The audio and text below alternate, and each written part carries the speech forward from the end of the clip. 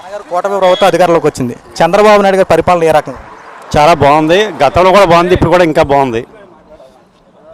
అన్నగారు ఇప్పుడు చంద్రబాబు నాయుడు గారు ముఖ్యమంత్రి అయ్యారు, డిప్యూటీ సీఎం పవన్ కళ్యాణ్ గారు వీరిద్దరు కలయికతో అమరావతి రాజధాని నిర్మాణం కోసం 15,000 కోట్ల రూపాయల నిధులు తీసుకొచ్చారు.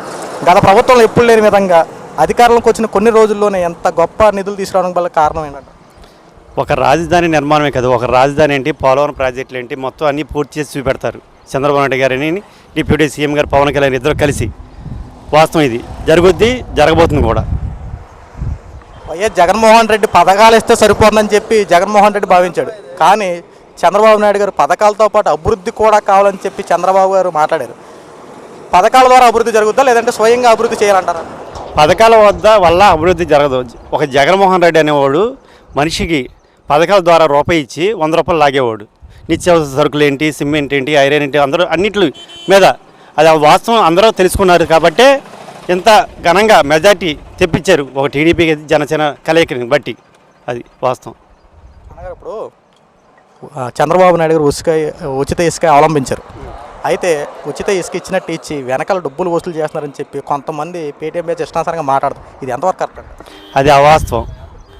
ఇసుక అన్నది ఉచితమైన ఇసుక ఎవరైనా తీసుకెళ్ళచ్చు. దానికి సేంద్రియ ఏనికి ఎవరికి సంబంధం లేదని చెప్పి చంద్రబాబు నాయుడు చెప్పారు. డబ్బులు వసూలు చేస్తున్నారు ఇవన్నీ చెప్పి అవాస్తవమైన ఆపోజిషన్ పార్టీ వాళ్ళు పుకార్లు పుట్టించే విధంగా మాట్లాడతారు తప్ప ఇందులో వాస్తవం లేదు. అది చంద్రబాబు నాయుడు గారు ఎన్నేళ్ళలోనే అంత మంచి పరిపాలన అందిస్తే వైఎస్ జగన్మోహన్ రెడ్డి ఆంధ్ర రాష్ట్రంలో దౌర్జన్యాలు పెరిగిపోతున్నాయి, అరాచకాలు పెరిగిపోతున్నాయి, ఎక్కడికక్కడ అత్యాచారాలు జరుగుతున్నాయని చెప్పి మాట్లాడుతున్నాడు. ఇది ఎంతవరకు కరెక్ట్ అంటారు? వాళ్ళకి ఏం చేయాలో అర్థం కాక కనీసం డిపాజిట్లు కూడా రాలేదు. వాళ్ళకి ఏం చేయాలో అర్థం కాక ఇష్టం వచ్చినట్టు మాట్లాడి ఏదో రకంగా దుర్భాషలు ఆడాలి, ఏదో రకంగా పుకార్లు తెప్పించాలి, బురద జల్లాలి అనే విధానం తప్ప వాస్తవాలు అయితే ఏమీ లేవు. అది జనాలకి తెలుసు, ప్రజలకి తెలుసు, నాయకులకి తెలుసు. వాళ్ళకి ఏం చేయాలో అర్థం కావట్లా. ఎటుగానే 11 సీట్లు వచ్చినాయి, ఏం చేయాలో అర్థం కాక మెంటలు ఎక్కి మాట్లాడుతున్నారు అంతే. వాస్తవం అది.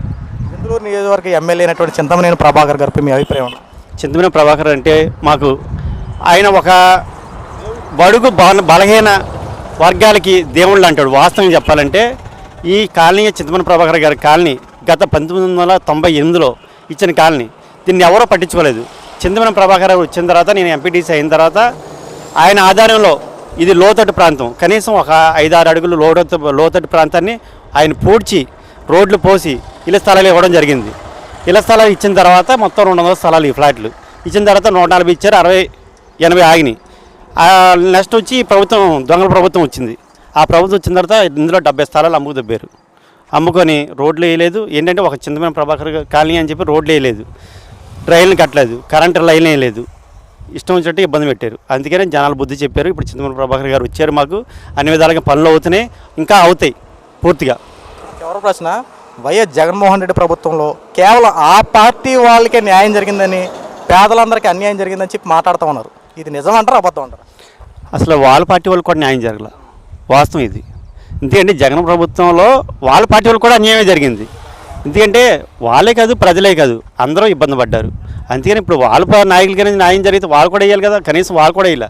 ఆ పార్టీ వాళ్ళే మా ఎలక్షన్ ముందు అధికార పార్టీ ఎంపీటీసీలతో సహా మా పార్టీలోకి జాయిన్ అయ్యారు. దేనికని? వాళ్ళకి అన్యాయం జరిగింది కాబట్టేగా. అది